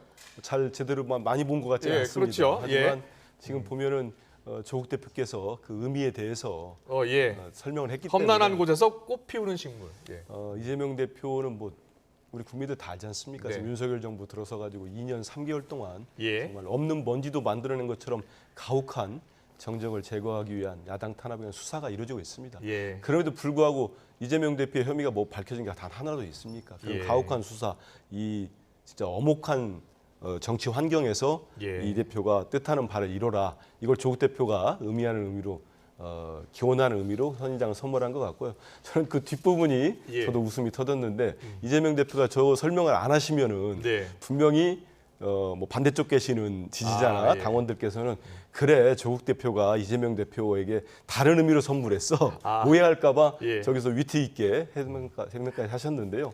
지금 두 분의 관계는 혹시나 다른 분들이 조국 대표 얘기했듯이 좀 안 좋게 해석하려는 분들이 있는가 모르는데 제가 알기로도 두 분의 관계는 아주 좋고 그렇군요. 두 당의 협력 관계 역시 국회 내에서도 밖에서도 잘 이루어지고 있다는 말씀드립니다. 네, 또 이재명 대표가 협력적 경쟁 관계 이렇게 표현했잖아요. 협력적 경쟁 관계다. 그 표현하면서 조 대표가 바로 저 자리에서 조국 대표가 원내교섭단체 완화를 요청했잖아요. 원내교섭단체 20명인데 지금 조국혁신당은 안 되잖아요. 조국혁신당 지금 12석이죠. 12석이에요. 그러니까 12석인 정당에서는 지난 총선 전에도 그런 말씀들을 많이 했던 걸로 알고 있습니다. 쉽지 않은 상황입니까? 그게 이제 뭐 이번 상황을 떠나서 보면은 예전부터 제가 정치부기자 할 때도 그렇고 10석, 15석 낮춰달라 이런 요구들 항시 있었어요. 근데 그러면은 국회의장이나 아니면 기존의 교섭단체에서 여러 검토를 합니다. 근데 이게 단순히 숫자만 낮춘다고 될 문제가 아니고 낮추게 되면은 지금 현재 국회 상임위가 한 17개, 18개 정도 있습니다. 제3당의 역할이 커지는 거잖아요. 그렇습니다. 그래서 예전에 안철수 대표의 국민의당 같은 경우는 38석으로 제 기억에 얻었습니다. 그러다 보니까 이 상임위에 다 2명 정도 배치가 가능해요. 그렇죠. 그러면 또 간사 역할을 하고 제3당으로서 그래서 이 교섭단체가 된다는 거는 국회에서 여러 가지 뭐 인사권도 있고 여러 가지가 있습니다. 그런데 다 이렇게 배분이 돼야 되기 때문에 단순히 민주당에서 조국혁신당을 낮추는 거를 동의한다고 될 문제는 아니고 국민의힘의 동의도 필요한 거고 여러 가지 논의가 필요합니다. 그래서 선인장 보내신 거 아닐까요? 그래서 선인장 보낸 거 같습니까? 프랑스의 문학가, 저는 이름은 생각 안 나는데 그분이 그렇게 말했어요. 사람이 상대방을 칭찬하는 이유는 두 가지다. 첫 번째, 내가 당신을 칭찬하고 있다는 걸 알아달라. 두 번째는 당신도 나를 칭찬해달라라는 건데 저는 선인장의 담긴 의미가 조국 대표가 말씀하신 그것이 저는 뭐 당연히 포함되어 있다고 생각하는데 또 하나는 지금 뭐 지역구에서 지금 이제 힘이 없기 때문에 이제 호남에서 이제 보궐선거도 있고 하는데 호남 재보궐선거에 다 낸다는 거 아니에요? 후보를요? 지금 조국혁신당이 그런 부분에서는 사막 같지만 우리가 여기서 한번 꽃을 피워보겠습니다라고 하는 것이고 우리가 지금 교섭단체가 안 돼서 힘든 의정 활동을 하고 있으니 우리가 꽃필 수 있도록 좀 도와주십시오라고 하는 의미까지 이재명 대표가 담아서 결국 도와줄까요? 어떨 것 같습니까? 그건 잘 모르겠습니다. 알겠습니다. 마지막으로 여론조사 하나 보고 넘어가겠습니다. 오늘 나온 여론조사 좀 보여주세요. 민주당 내에서요. 이재명 대표의 잠재적 경쟁자를 묻는 그런 질문이 있었어요. 김경수 전 지사가 21.7%, 김동연 현 지사, 경기도지사가 20% 이렇게 나왔습니다. 자, 뉴스토마토 의뢰기관 뉴스토마토고 미디어토마토 조사인데요. 김경수 전 지사 뭐 최근에 지명직 최고위원 가능성까지 거론됐지만 그런 가능성이 점점 낮아지는 것 같아요. 지명 가능성은요. 지금 김경수 지사가 복권은 됐습니다만 예. 귀국 10전도 연말이라는 거 아닙니까? 예. 여러 가지 뭐 신임 지도부의 판단이 있을 텐데 네. 저는 김경수 전 지사를 지금 최고위원 지명직한다 그 가능성 높지 않다고 봅니다. 예. 저 여론조사는 예. 좀 독특하긴 한 것 같아요. 저는 예. 저런 조사 이제 처음 본 것 같아요. 예. 그 이재명 보통 그 여러 후보들 놓고 예. 그냥 대선 후보로서의 선호도 조사 네. 아니면 범여권, 범야권의 뭐 이렇게 순위를 김경수 전 조사를 지사가 최근에 하는데 복권 내서 나온 조사 같습니다. 그러니까 근데 이재명 대표라는 부동의 대선 주자를 놓고 거기에 대항할 수 있는 사람이 누구냐 이렇게 물어본 조사 아니겠습니까? 네. 저 조사가 크게 뭐 의미는 있는가 싶습니다. 그렇군요. 그렇게 보시는군요. 예, 장동혁 최고위원께서는요? 저도 같은 생각입니다. 네. 예를 들면 지금 뭐 이재명 대표의 여러 대권 주자로서의 상황이 흔들린다거나 예. 지금 뭐 이재명 대표는 어쨌든 민주당에 대한 장악력은 확실히 가지고 예, 계시지 않습니까? 이제 그런 상황이 좀 위기를 맞는다거나 그러면 예를 들면 뭐 지금 이제 여러 위기 상황이 있으니까 네. 뭐 누가 대안이 될 수 있을까요라고 이야기할 수 있겠지만 예. 저는 현재로서는 뭐 우리가 얘기하듯이 뭐 사법리스크가 어떻게 된다거나 현실화 네. 된다거나 어떤 그런 상황이 아니라 현재로서는 누가 대안이 될 수 있느냐라고 묻는 것 자체가 저는 좀 질문으로서 적합하지 않은 상황이라고 생각합니다. 네, 두 분이 같은 생각이셨습니다. 잘 들었습니다. 네, 여야 대표가 만나는 여야 대표회담 일요일 오후 3시였는데요. 연기될 수밖에 없는 상황이 됐습니다.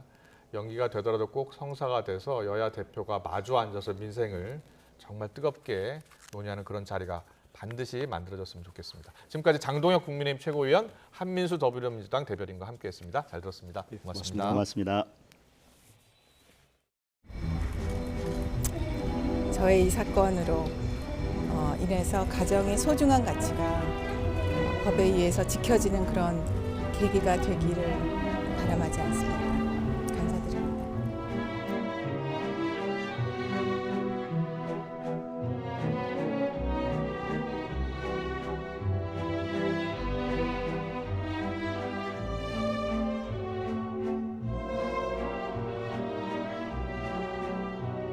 저뿐만 아니라 SK 그룹에 구성한 모두의 명예와 등지가 실추되고 또 훼손되었다고 생각합니다.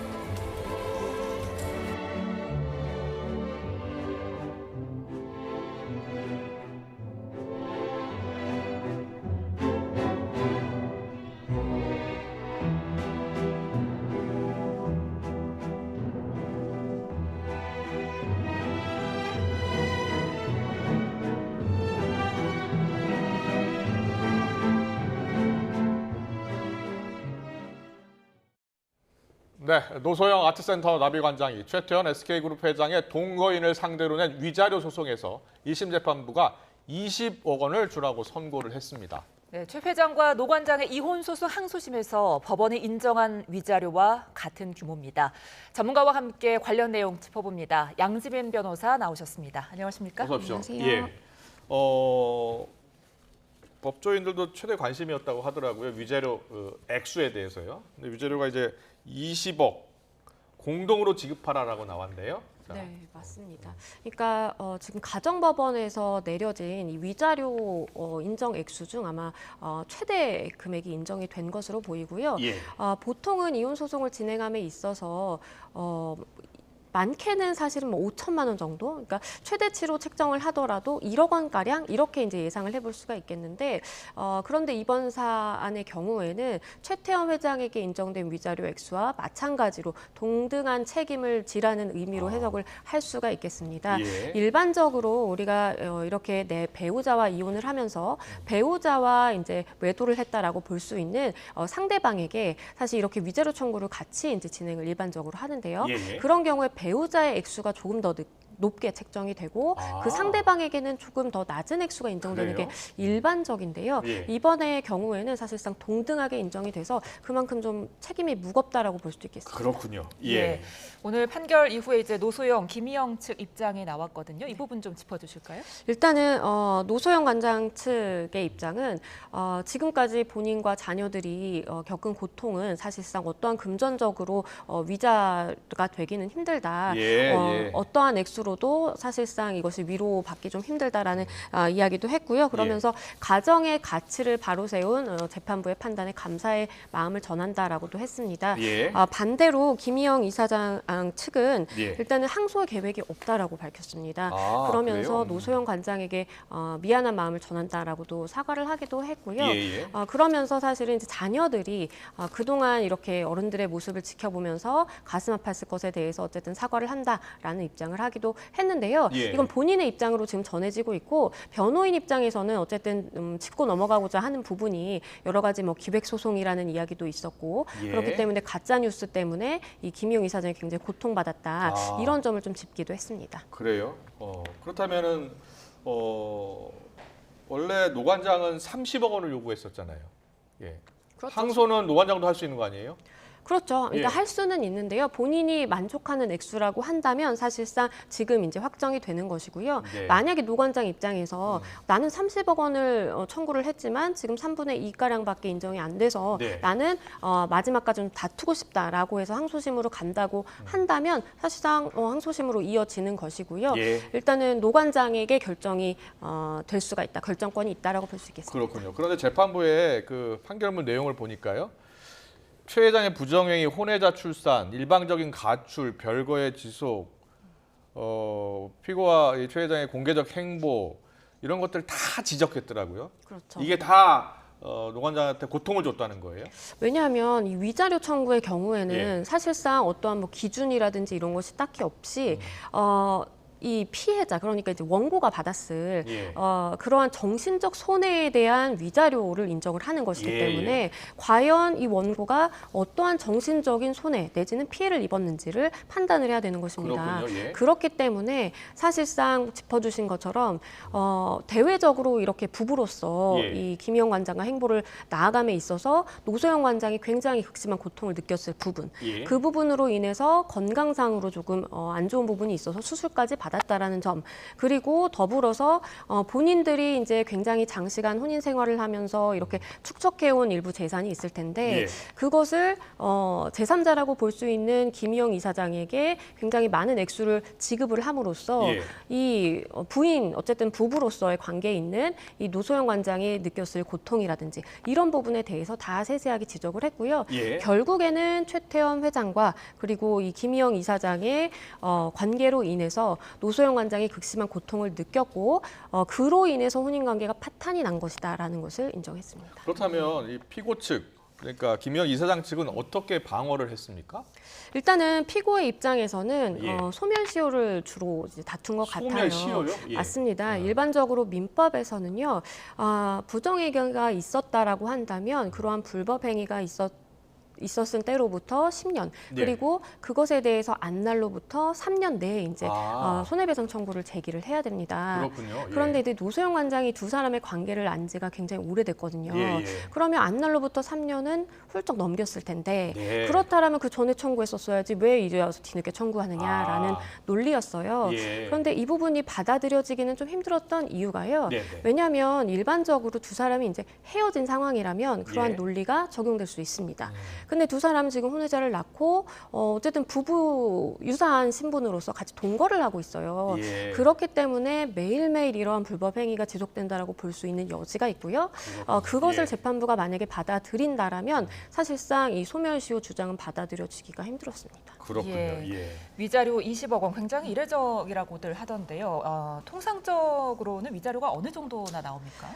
일반적으로요, 이혼 소송의 경우에 이제 할 수 있는 모든 것을 다 했다라고 하는 경우, 예를 들어서 뭐 외도를 저지르고 뭐 폭행을 저지르고 그리고 뭐 명의를 도용해서 뭔가 사무소 위조를 하고 이런 복잡한 관계들이 얽혀 있는 경우라고 하더라도 위자료 한 5천만 원 정도가 일반적으로 이게 재산 분할과는 별도니까요? 그렇죠. 재산 분할은 실질적으로 이제 두 사람이 어떠한 기여도를 가지고 재산을 형성하고 그리고 이것을 유지하는 데 기여했느냐, 이것이 이제 쟁점인 것이고요. 상대가 고통을 받았던 그 위자료 부분은 5천만 원이 그동안은 그동안 최대액은요, 예, 최대액이 2억 원입니다. 2억 2억 원이 예. 최대치였는데요. 그거 이제 굉장히 이제 이례적인 판단이었다라고 이야기가 되고요. 예. 그 2억 원도 최태원 회장과 노소영 관장의 그러한 그 이혼 항소심 재판부가 이제 판단을 했던 겁니다. 아, 그래요? 예. 그래서 그 전에 내렸던 최대치가 한 1억 원 정도였다가 갑자기 꽁충 튀어서 2억 원이 이제 인정이 돼서 그때 당시에도 와, 위자료 2억 원이 책정이 됐다라고 예, 다들 예. 놀랐었는데 같은 재판부가 판단을 했던 겁니다. 그렇군요. 자, 그렇다면 이제 20억을 최태원 회장과 공동으로 노소영 관장에게 지급하라라고 판결이 나왔잖아요. 맞습니다. 자, 그럼 언제 지급하는 겁니까? 최종 판결이 나올 때까지 기다려야 되는 겁니까? 아니면은 원칙적으로는 최종 판단이 나온 이후에 집행을 할 수도 있는 것이고요. 예. 재산분할 판단에 대해서는 가집행하는 것이 불가능합니다. 예. 그런데 위자료 판단에 대해서는 위자료 액수 전액에 대해서 가집행할 수 있거든요. 아, 그래요? 예, 맞습니다. 예. 그래서 노소영 관장이 만약에 의지만 있다라고 한다면 언제든지 지금 집행할 수 있는 상황이고요. 아. 다만 아직은 뭐 가집행의 필요성이 없다라고 판단을 하기 때문에 예. 가집행에 나서지는 않고 있습니다. 그렇다면요. 최태원 회장과 공동으로 지급하라고 했잖아요. 네. 개별적으로 책임을 물을 수는 없는 건가요? 그렇게 전략적으로 하기도 하는데요. 예. 재판부에서 정리를 해서 연대 책임으로 판단을 하기도 합니다. 예. 과거에 이렇게 비슷한 유사 상황에서 각자의 채무를 부담하는 것으로 판결이 확정된 경우가 있었어요. 그런 경우가 그런 있었군요. 상황은요. 왜 그랬냐면 일단은 이 노소영 관장처럼 일단 본인의 배우자와 이혼 소송과 이 위자료 청구를 하고 그리고 뒤늦게 이제 상간녀에게 그러니까 같이 외도를 저지른 사람에게 이렇게 위자료 청구를 했는데요. 예. 그런데 재판부가 이렇게 이번에는 공동하여 채무를 부담한다라고 판단을 했지만 그때 당시 재판부가 각자의 채무로 인정을 했어요. 그러니까 두 사람의 외도에 말고도 그 예. 외에도 이 여성에게는 또 다른 이제 위자료의 지급 책임이 있다라는 취지로 일부 인정을 했기 때문에 예. 각자 책임을 부담하는 것으로 이렇게 재판부에 판결문이 설치가 됐고요. 예. 이것이 그대로 올라가서 확정이 됩니다. 그런 경우에는 이례적으로 사실상 각자의 채무로 볼 수 있겠지만 예. 지금 이번에 나온 판결문에 이렇게 주문 내용을 보면요. 예. 이 최태원 회장, 소외인이라고 볼 수 있는 최태원 회장과 공동하여 책임을 부담한다라고 했기 때문에 예. 부진적 연대 채무로 봐야 합니다. 알겠습니다. 예, 그렇게 되면 이제 둘 중 한 사람한테 뭐 청구를 책임을- 하게 될 텐데 그렇죠. 노 관장이 어느 쪽에 할까요? 일단은 본인의 선택이겠죠. 사실은 일반적으로는 우리가 지금 뭐 굉장히 이례적인 이제 재벌가의 이혼 소송이니까 예. 그런 자력 여부를 따질 필요는 없지만 예. 일반적으로 이혼 소송을 진행함에 있어서는 내가 위자료 청구를 했을 때 이것을 무난하게 나에게 줄 수 있을 측에 이제 일반적으로 청구를 하게 되고요. 예. 이번의 경우도 노 관장 측에서 원하는 쪽으로 이제 집행을 들어가는 것도 얼마든지 가능하고요. 예. 일반적으로는 더 재산이 이제 많은 충분한 사람에게 이렇게 집행이 들어가게 됩니다. 그렇군요. 근데 김희영 이사장 측에서는 악의적인 허위 사실 네. 그 부분에 대해서 문제를 제기했고 법적 대응도 하겠다고 했거든요. 그렇죠. 예. 왜냐하면 이제 이 내용, 그러니까 재판의 내용이 워낙 이제 초미의 관심사기 때문에 예. 외부로 다 이제 많이 알려지게 됐고 노소영 관장 측에서 주장을 했던 것이 최태원 회장이 이제 동거녀인 김희영 이사장에 대해서 뭐 1,000억 원 넘게 썼다, 뭐 이런 이야기가 오고 갔었어요. 예, 그렇기 예. 때문에 김희영 이사장 측에서는 이것이 전혀 사실이 아닌데 이렇게 예. 사실을 왜곡한다라고 해서 법적인 대응을 예고하기도 했었습니다. 예, 오늘 이 판결이 최 회장과 노 관장의 이혼 소송에도 영향을 좀 줄까요? 어떻게 보세요? 일단은 별개의 소송으로 보는 것이 맞습니다. 예. 오히려 이 이혼 소송에서 거액의 위자료가 액수에 인정이 됐기 때문에 이 김희영 이사장을 상대로 한 소송에서도 마찬가지의 20억 선고가 날 수 있었던 것이고요. 예. 사실은 이제 앞으로 남은 쟁점은요. 예. 대법원에 가서 다퉈져야 되는 부분이기 때문에 사실심에서 그러니까 1심과 2심에서 다투는 것처럼 이렇게 사실관계가 어땠고 두 사람이 언제부터 이렇게 부정행위를 시작했고 이런 것들이 쟁점이 아니게 됩니다. 예. 그렇기 때문에 이제 대법원에서 다퉈지는 만큼 과연 1, 2심 그러니까 주요하게는 항소심 재판부겠죠. 이 원심 재판부가 어떠한 법리를 적용함에 있어서 잘못 오류를 저지른 것이 있는지 이런 부분이 앞으로 이제 이혼 소송에서는 쟁점이 됩니다. 알겠습니다. 근데 이번 오늘 재판 때는 노소영 관장도 김희영 이사장도 출석을 하지 않았다면서요? 보통 그렇게 합니까? 일반적으로 이렇게 가사 사건이라든지 민사 사건의 경우에는 선고가 이루어질 때 이제 당사자들이라든지 변호인도 출석의 의무는 없습니다. 형사 재판과 좀 달라서 일반적으로 재판부가 이렇게 주문을 읽고 간단하게 읽고 끝나고요. 필요한 경우에는 뭐 이렇게 주문 내용까지 쭉 설시를 하는 경우도 있기는 하지만 이번의 경우에도 조금 사생활적인 그러니까 내밀한 영역에 있을 수 있기 때문에 그렇기 때문에 주문만 이렇게 낭독한 것으로 보입니다. 그렇군요. 오늘 김희영 이사장 측 법률 대리인이 이 재산분할 소송에서 유리한 입지를 점하기 위해 기획된 소송이라고 보고 있다라는 표현을 하더라고요. 일단은 다투는 입장에서 그러니까 이렇게 이야기를 할 수밖에 없는 부분이 있다라고 생각을 합니다. 그런데 이제 우리가 주목해야 되는 것은 노소영 관장이 본인이 생각하는 것은 지금 항소심 재판부에 20억이라는 위자료 판단이 있기 전부터 본인은 30억 원의 나는 위자료를 받아야 되겠다라고 해서 청구를 했던 거예요. 작년이었죠? 그렇죠. 시간 순서를 보면요. 1심 재판부에서는 오히려 위자료에 대해서 1억 원만 인정이 됐습니다. 노소영 관장의 입장에서는 굉장히 좀 적다라고 느낄 수 있는 액수일 것 같아요. 그런데 그 시점 이후에 항소심 재판부에 가서 본격적으로 다투면서 30억 원의 위자료 청구를 한 것이거든요. 그때는 아마 본인이 이렇게 항소심 재판부에서 이혼 소송에서 20억 원이라는 위자료를 받을 수 있을지 몰랐을 가능성이 높습니다. 그럼에도 불구하고 노소영 관장 입장에서는 내가 정신적인 고통은 환산하자면 30억 원가량 된다라고 판단해서 이렇게 실행에 옮겼던 것으로 보입니다. 그렇군요. 네, 잘 들었습니다. 그 위자료 액수 관련해서는 지금 이 소송 상대 대상자가 보통 일반인이 아니라 재벌가잖아요. 그렇죠. 소송 금액 지금 위자료 액수가 상당히 높잖아요. 이게 앞으로 다른 위자료 소송에서 큰 영향을 미칠까요? 만약에 이것이 그대로 확정이 된다면 사실상 파장은 어마어마하다라고 볼 수 있겠습니다.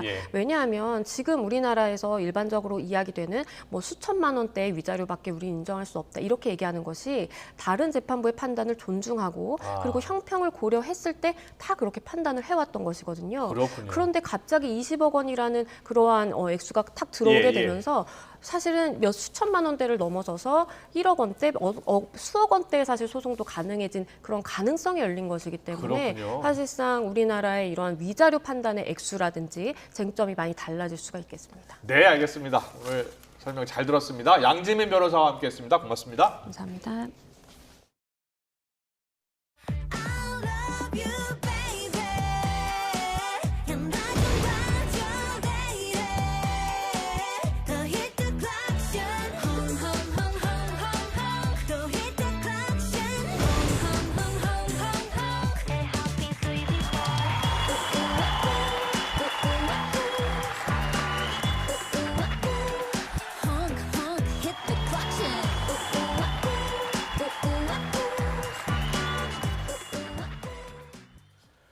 지난 2018년 평창 동계올림픽이 열렸던 곳에서 대규모 국제 행사가 열립니다. 세계 51개국에서 온 슈퍼모델 100명이 모여 우리 문화를 체험하면서 모델로서의 역량을 뽐내는 경연대회가 진행 중인데요. 현장에 YTN 이슈 리포터 나가 있습니다. 이민재 리포터. 네, 강원도 평창에 나와 있습니다. 네, 세계 곳곳에서 온 모델들이 우리 문화를 체험하고 또 해외에 알리는 그런 행사가 진행되고 있죠. 네, 그렇습니다. 제가 나와 있는 평창은 오늘 오전부터 다소 비가 내려서 날씨는 조금 선선하게까지 느껴지게 하는데요. 제 뒤로 보시는 것처럼 이곳에서는 특별한 행사가 열리고 있습니다. 바로 51개국의 슈퍼모델들이 이곳에 모여서 평창의 밤을 수놓을 예정입니다. 슈퍼탤런트 오브 더 월드는 봄에는 아시아에서 가을에는 유럽에서 개최가 됩니다. 지난 2018년 동계올림픽이 열렸던 평창에서 이런 국제 행사가 열려 더욱 뜻깊은 계기가 될 것으로 보입니다. 잠시 뒤인 오늘 저녁 6시부터는 슈퍼모델 100명의 역량을 겨루는 경연대회 개막식이 시작될 예정인데요. 올해로 20번째를 맞는 이번 행사는 단순한 미인대회를 넘어서 다방면에서 활약할 예능 인재 발굴을 위한 성격인 만큼 패션의 문화를 접목한 게 특징입니다. 슈퍼모델들의 활동을 통해서 세계 200여 개 나라의 강원도의 아름다움과 문화, 스포츠부터 예술까지 다양한 매력을 소개하는 게 됩니다. 그래서 우승자가 결정되는 오는 31일까지 클래식 공연은 물론 K-팝 콘서트, 국내외 정상급 DJ와 힙합 가수들의 공연까지 다채로운 행사가 마련됐습니다. 특히 철원과 정선, 강릉, 대관령 등에서는 강원도의 대표적인 도시에서 세계 51개국을 대표하는 모델들의 런웨이를 감상할 수 있는 패션쇼도 진행됩니다. 그럼 이번 행사에 참가한 모델과 축가 공연에 함께한 걸그룹의 이야기를 들어보시겠습니다. 슈퍼탤런트 월드 시즌 20에 저희 위치스가 감사하게도 참여하게 되었는데 120여 개국이 참여한다고 들었습니다. 이런 자리에 저희 위치스가 참여할 수 있어서 너무 영광이고 오늘 무대 뜻깊게 생각하면서 열심히 하고 가겠습니다. 그리고 평창에서 이렇게 뜻깊은 자리에서 저희 위치스가 함께 무대를 할 수 있어서 정말 영광이라고 생각합니다.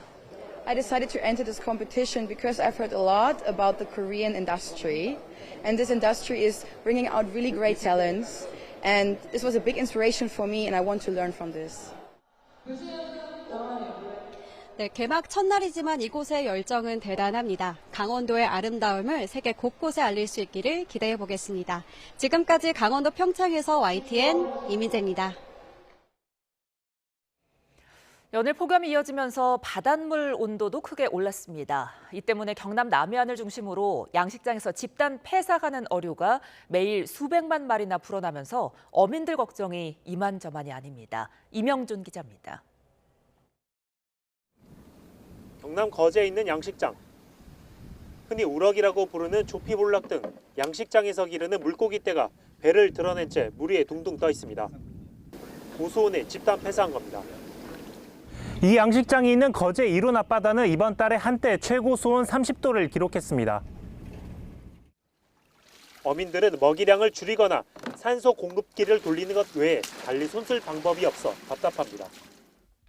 고수온이 지속되면 지금보다는 많이 폐사날 거라고 생각하고 있습니다. 지금 차광막 시설이라든지 산소 공급 장치는 지금 준비를 하고 있는 중입니다. 남해의 높은 수온이 좀처럼 떨어지지 않으면서 양식장 피해가 하루가 다르게 커지고 있습니다. 고수온 피해 신고가 처음 들어온 건 지난 16일. 이후 거의 매일 100만 마리 넘게 폐사하더니 하루에만 무려 330만 마리 넘게 죽기도 했습니다. 지난해엔 1,466만 마리가 폐사해 200억 원 넘는 피해가 났습니다. 폭염이 지속되고 있는 기간까지는 수온이 높을 거라고 생각되기 때문에 8월 말까지는 수온이 높을 거라고 예상되고 있습니다. 이처럼 올해 고수온 현상은 9월로 접어든 뒤 폭염이 잦아들어서야 한풀 꺾일 것으로 보여 어민들 속은 계속 타들어가고 있습니다. YTN 임영준입니다. 수도권 상수원은 한강 8당호에 6년 만에 조류경보 관심 단계가 발령됐습니다. 한강유역환경청은 오늘 오후 3시 8당호 8당댐 앞 지점에 관심 단계 조류경보를 발령했다고 밝혔습니다. 8당댐 앞 지점은 남조류 세포수가 2차례 연속 관심 단계 발령 기준을 넘어선 거로 나타났는데 장마가 끝난 뒤 오염물질이 유입되고 폭염 탓에 수온이 높아져 유해 남조류가 번진 거로 보입니다. 한강유역청은 수도권 정수장에서는 조류 독소가 검출되지 않았다며 정수장에 활성탄을 투입해 고도 정수 처리를 강화하겠다고 밝혔습니다. 서울 영등포구에 있는 한 종합병원에서 집단 식중독 의심 증세가 나타나 보건당국이 역학조사에 나섰습니다. 서울 영등포구청은 지난 19일부터 지금까지 환자와 간호사 등 40여 명이 구토와 설사 등 식중독 의심 증세를 보였다고 밝혔습니다. 보건당국은 정확한 원인을 파악하기 위해 인체와 식품 등에서 채취한 검체를 바탕으로 역학조사를 벌이고 있습니다. 창원보건소는 경남 창원시에 있는 냉면 전문점에서 음식을 먹은 손님들이 설사와 복통 등 식중독 증상을 보여 조사하고 있다고 밝혔습니다. 또 지난 16일 첫 민원 신고가 들어왔고 현재까지 60여 명이 증세를 보였다고 설명했습니다. 창원보건소는 환자 등에게서 확보한 검체 50여 건을 경남보건환경연구원에 검사 의뢰했습니다. 오늘 낮 1시 15분쯤 광주광역시 서구 치평동에 있는 치과병원 입구에서 종이 상자가 터졌습니다. 이 사고로 인명피해는 없었지만 건물에서 일하던 직원과 환자 등 수십여 명이 긴급 대피했습니다. 또 폭발과 함께 불꽃이 일었지만 확산하지는 않았습니다. 경찰은 용의자로 치과 병원 환자 A씨를 붙잡아 범행 경위를 조사하고 있습니다. A씨는 종이 상자에 부탄가스통 3개와 인화물질을 넣어놓고 달아난 거로 알려졌습니다. 각종 연금을 받는 노인들이 많지만 수급액은 다 합쳐도 월 평균 65만 원에 불과한 거로 나타났습니다. 또 한창 일하는 나이 인구의 14%는 가입된 연금이 하나도 없는 거로 집계됐습니다. 이승은 기자입니다. 지난 2022년 기준 기초연금이나 국민연금, 개인연금 등 연금을 1개 이상 받은 65세 이상 인구는 818만 2천 명으로 수급률이 90.4%로 높아졌습니다.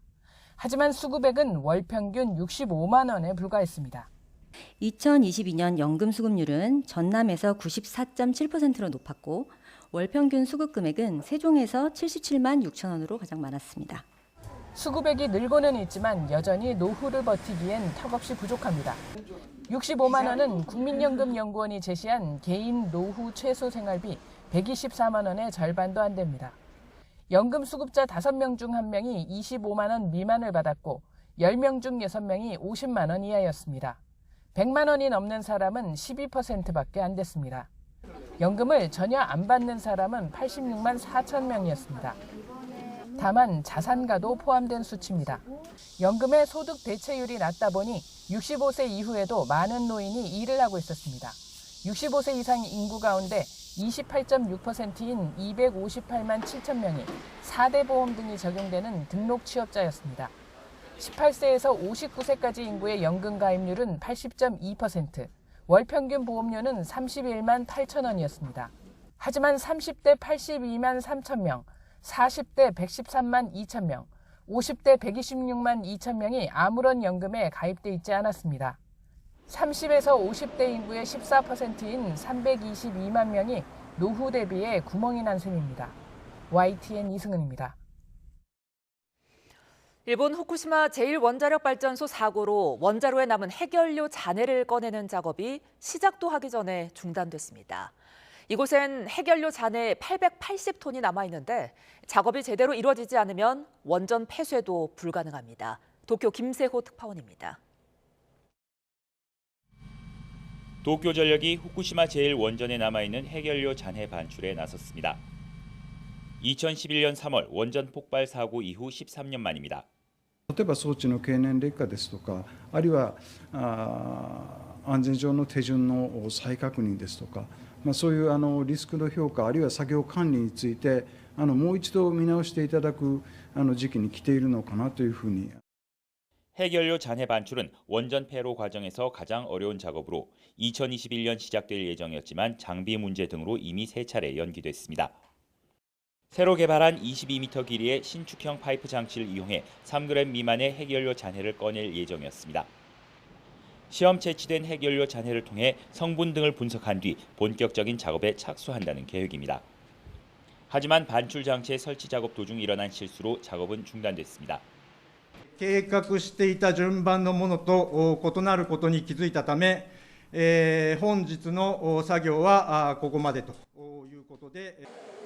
현재 후쿠시마 원전 1에서 3호기에 남아있는 핵연료 잔해는 880톤에 이릅니다. 핵연료 잔해는 1시간만 노출돼도 사망할 만큼 치명적입니다. 특히 냉각수, 지하수, 빗물과 접촉하며 오염수를 계속 발생시킵니다. 핵연료 잔해를 완벽히 제거하지 못할 경우 이미 1년 동안 이어져 오고 있는 오염수 방류를 앞으로도 계속할 수밖에 없습니다. 핵연료 잔해를 모두 꺼내는 공법도 여전히 정해지지 않은 것으로 알려졌습니다. 핵연료 잔해 반출 작업이 지연되면 2051년까지 후쿠시마 원전을 폐기하겠다는 목표도 불가능합니다. 원전을 폐쇄하기 위해서는 핵연료 잔해를 먼저 꺼내는 작업이 이루어져야 합니다. 하지만 첫 번째 준비 작업부터 중단되면서 작업 성패에 대한 불안감이 더욱 커지고 있습니다. 도쿄에서 YTN 김세호입니다.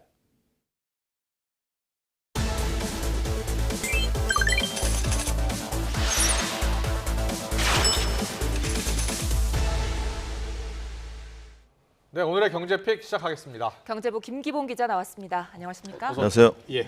오늘 경제픽 첫 번째 순서는 영상으로 만나보겠습니다.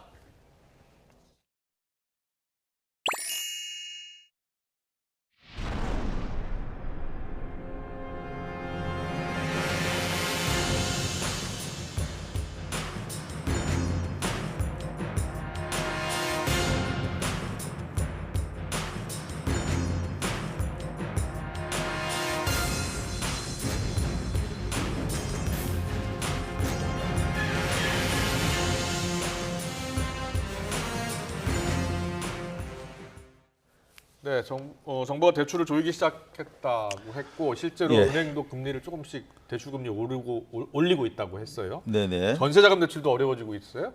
그렇습니다. 말씀하신 것처럼 대출 증가세가 좀처럼 수그러들지 않자 예. 대출 금융당국이 연일 대출 조이기를 하고 있죠. 예. 다음 달부터 주택담보대출 한도를 축소하겠다고 이미 발표를 했는데 어제도 금융위와 한은은 물론 일선은행들과 제2금융권 그리고 기재부, 국토부까지 총출동해서 가계부채 점검회의를 열었고요. 가계부채가 잡히지 않을 경우에 추가 조치까지 하겠다 이런 입장을 내놨습니다. 이런 가운데 신한은행이 전세자금 대출까지 일부 제한하겠다고 나섰습니다. 전세자금 대출 다는 아니고요. 조건부 전세자금 대출을 다음 주 월요일부터 중단하겠다는 겁니다. 그러니까 임대인의 소유권 이전 또는 선순위 채권 말소 또는 감액, 주택 처분 조건 등이 달린 전세 자금 대출을 하지 않겠다는 것입니다. 예. 그러니까 전세 대출 중에 어떤 특정 조건이 붙는 대출을 중단하겠다 이런 거 같은데요. 좀 그렇습니다. 자세히 설명해 주실까요? 네네. 주택 관련 대출은 이제 집주인, 집 보유자가 낼 수 있는 주택담보대출이 예. 있고요. 그리고 세입자가 전세를 얻을 때 내는 전세 자금 대출이 있는데 대략 그 규모가 7대3 정도 된다고 합니다.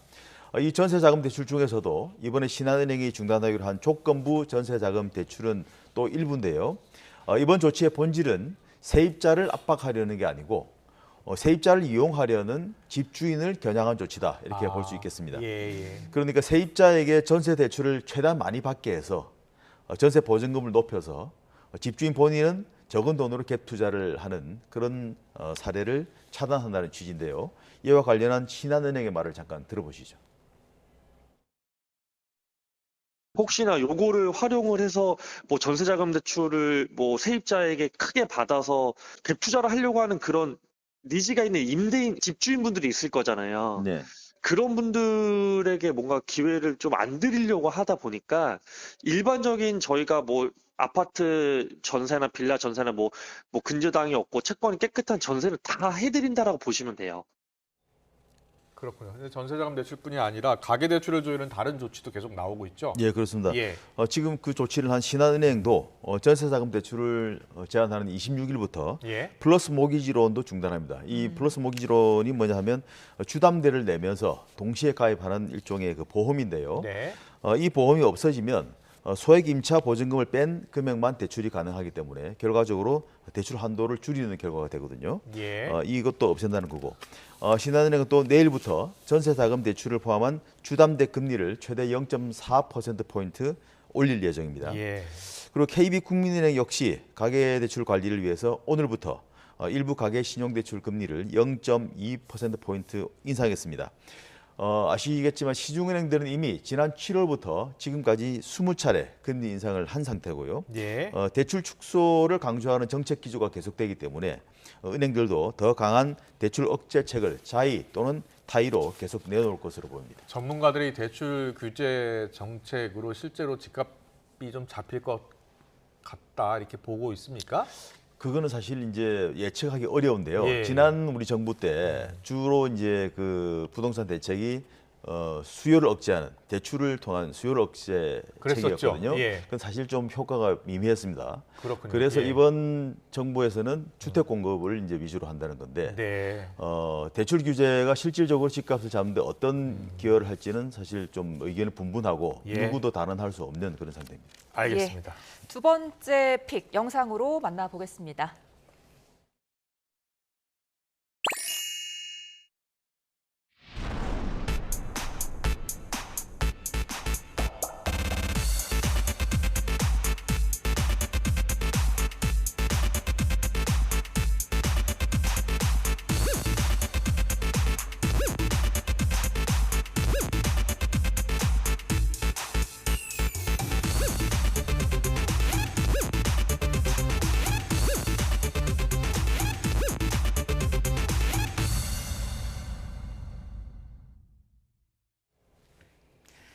예, 분양가 상한제 지역의 실거주 의무, 복불복. 그러니까 이게 네. 다 똑같이 적용되지 않는 건가 봐요. 예, 실상이 그런 상태입니다. 예. 분양가 상한제 같이 적용되는 것이 실거주 의무인데요. 아시는 대로 분양가 상한제는 과도하게 비싼 분양가로 인해서 주변 집값을 올리는 상황을 막기 위해서 분양가의 기준을 엄격하게 정해서 값을 어느 정도 제한하는 제도인데요.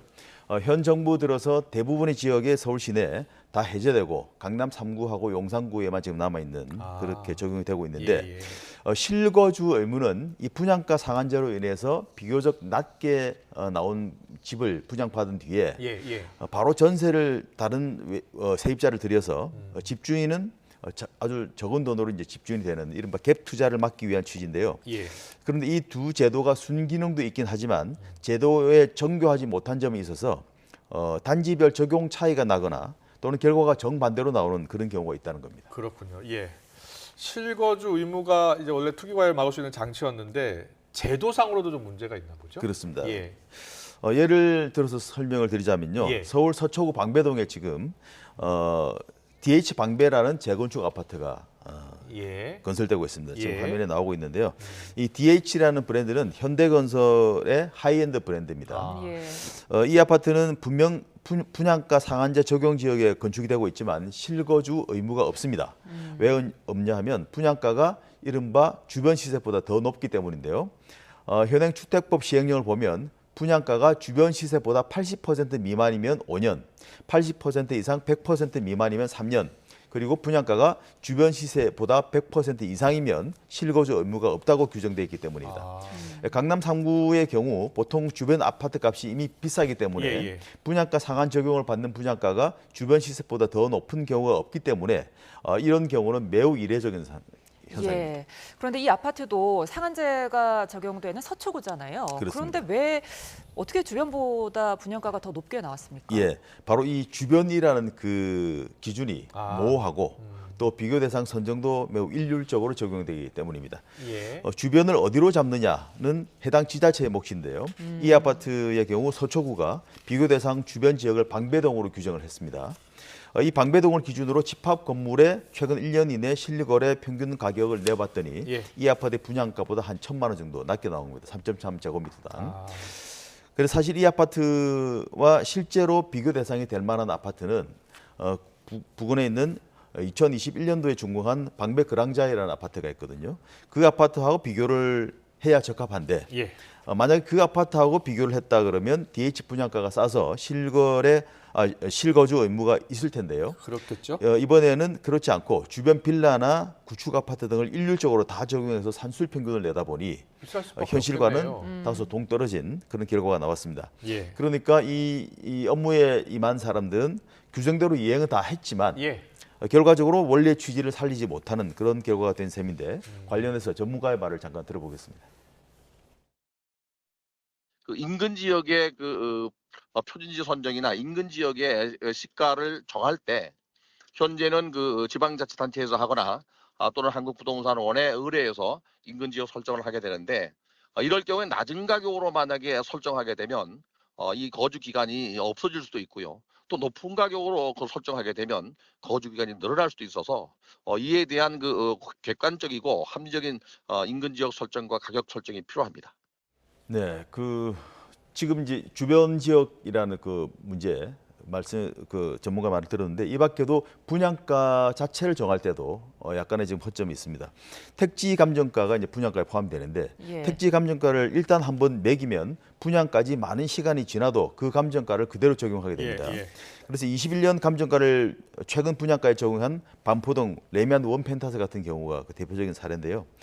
결국 어떤 아파트는 수십억 원의 시세 차익이 생기는 로또 분양이 되기도 하고 어떤 아파트는 주변보다 분양가가 높아서 실거주 의무가 면제되는 들쭉날쭉 복불복 이런 형태의 결과가 나온다고 볼 수 있습니다. 복불복 결과가 나오지 않도록 제도적으로 손을 봐야 될 것 같습니다. 잘 들었습니다. 세 번째 키워드 보겠습니다. 세 번째 키워드는 살과의 전쟁입니다. 그런데 환불과도 전쟁이라고 합니다. 그러니까 다이어트 관련인 것 같은데 그 환불과 전쟁을 치러야 한다고요? 뭐 실제 전쟁까지는 아니지만 살 좀 빼보겠다고 꽤 큰 돈을 들여서 투자를 했는데 효과는 없고 부작용만 생기고 그래서 돈을 환불을 요구했는데 환불까지 안 해주면 스트레스가 엄청나겠죠. 한국 소비자원이 실태를 조사를 해왔더니 실제 그런 사례가 꽤 많은 것으로 나왔습니다. 물론 개인적인 일을 외부로 알리기 싫어서 혼자 냉가슴을 앓는 분들이 많았다는 점을 고려하면 실제 피해 사례는 훨씬 많은 걸로 추정이 되는데요. 일단 구제 신청을 한 것만 2021년 이후에 203건입니다. 피해 종류를 보면요. 절반 이상이 한방이었는데요. 한약과 체중관리 프로그램을 병행하는 이른바 한방 패키지가 54.2%를 차지했습니다. 그 다음이 지방분해 주사와 식욕 억제제 등을 동시에 하는 지방분해 주사 패키지로 36% 가까이 됐고요. 지방 흡입술도 10% 정도 차지하는 것으로 나타났습니다. 예, 다이어트 의료의 피해라고 하면 그러니까 광고한 만큼 체중 감량이 되지 않은 걸 말하는 겁니까? 물론입니다. 살을 빼는 게 목적이었기 때문에 처방대로 실천을 했는 대로 약속한 만큼 또는 광고한 만큼 체중 감량이 안 됐다면 그 자체로 피해라고 볼 수 있겠죠. 그런데 대부분의 신고 내용을 보면 효과가 없다는 것 이상의 그런 피해 사례가 더 많습니다. 내용을 분석해보면요. 몸에 이런저런 부작용이 생기는 게 가장 많았습니다. 41% 가까이 차지를 했고요. 계약 관련 피해 호소가 40% 정도 나와서 비슷한 비중을 차지했고 효과가 없다는 것은 전체 피해 건수의 16% 정도에 그쳤습니다. 350만 원을 주고 한방 패키지 다이어트를 했다가 부작용이 나왔는데 환불도 제대로 못 받은 피해자의 말을 잠깐 들어보시겠습니다. 6개월 패키지로 했고 3일간 이제 몸에서 뭐 독소를 빼주는 프로그램이 있었어요. 근데 이제 거기에서 제가 먹고 되게 탈이 났는데 되게 장염 증상 같은 탈이 났고요. 근데 그게 좀 세게 일어나서 제가 이제 환불을 요구를 했는데 우리는 이제 맞춤 한약이라서 환불이 안 된다. 저는 할 생각이 없다. 이제 그냥 환불해달라 했는데 이미 예약이 완성돼 있으니까 그냥 집으로 바로 그냥 배송이 온 거예요. 참고로 이 피해자는 천신만고 끝에 350만 원 중에 200만 원을 겨우 돌려받았다고 합니다. 그렇군요. 환불도 받아야 되겠지만 만약에 부작용이 생겼다면 치료비도 받아야 될 것 같거든요. 그렇습니다. 그게 맞는 거죠. 어떤 부작용들이 있었나요? 부작용은 어떤 다이어트 의료를 받았느냐에 따라서 양상이 다르게 나타났는데요. 한방 패키지를 받은 사람은 구토와 울렁거림 등의 소화기기의 증상이 좀 많았고요. 피부 반응과 두근거림 등이 뒤를 이었습니다. 그리고 지방분해 주사요법을 쓴 사람은 두드러기나 멍 같은 피부 반응과 함께 주사 맞은 곳이 아프다는 부작용이 대표적이었습니다. 그리고 지방 흡입술은 수술 부위가 함몰되거나 비대칭, 염증 반응 등이 주로 나타났습니다. 소비자원은 이런 피해를 줄이기 위해서는 기저질환과 복용 중인 약물을 사전에 꼭 알리고 그리고 계약을 할 때 할인이 된다고 해서 처음부터 장기간 계약을 하지 말고 1회 또는 단기간 치료를 받아본 뒤에 본계약을 하라고 조언했습니다. 네, 잘 들었습니다. 지금까지 김기봉 기자와 함께 알아봤습니다. 고맙습니다. 네, 주요 기업 단신 전해드립니다. 최태원 SK그룹 회장은 인공지능이 가져오는 변화들이 우리에게는 모두 기회라고 강조했습니다. 최 회장은 SK 2000 포럼에서 중간에 덜컹거리는 과정이 있겠지만 인공지능 산업은 우상향으로 발전할 수밖에 없다고 말했습니다. 2분기 국내 스마트폰 시장에서 삼성전자의 점유율은 소폭 상승했지만 애플은 줄어든 거로 나타났습니다. 시장조사기관 카운터포인트 리서치는 삼성전자가 중저가 스마트폰을 출시하면서 2분기 점유율이 1%포인트 늘어난 76%로 집계됐다고 밝혔습니다. 반면 애플은 비싼 가격과 신제품 출시 전 대기 수요로 2분기 점유율이 22%대로 떨어졌습니다. 대우건설이 베트남 타이빈성에서 끼엔장 신도시 개발 사업 투자자로 승인을 받고 베트남 신도시 개발 사업을 확대합니다. 끼엔장 신도시는 타이빈성 타이빈시 일대에 96만 3천 제곱미터 규모로 조성되는 신도시로 주거 상업시설은 물론 아파트가 들어서게 됩니다. TV 홈쇼핑 업체 CJ 온스타일이 오는 26일부터 새로운 모바일 라이브 커머스 방송을 선보입니다. CJ 온스타일은 핵심 상품군인 패션과 화장품, 생활용품 등 5개 부문의 모바일 라이브 커머스 방송을 새로 공개한다고 밝혔습니다. 삼립이 K디저트 대표 제품인 호빵과 약과 등을 앞세워서 미국과 일본 등 해외 시장 확대에 나서기로 했습니다.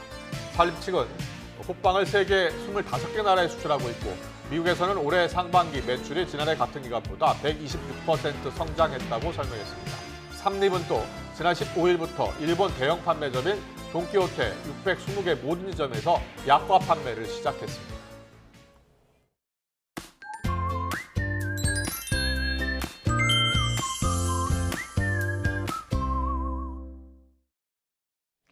오늘은 더위가 꺾인다는 절기 처서입니다.